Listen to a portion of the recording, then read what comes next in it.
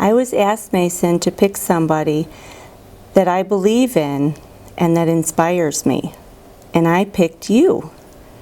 I picked you because you are very kind to all your friends and you care about their feelings. When they're hurt or sad, you always go and help them feel better. You inspire me because you always try your very, very best.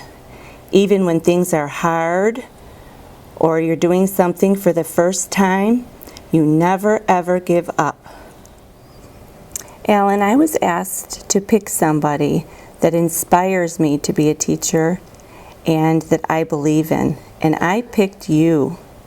I picked you because every day you come to school, you have a bright smile on your face, and you are ready to learn, and your attitude towards learning new things is awesome. I want you to know that I really, really enjoy teaching you new things, and you inspire me to come to school every day.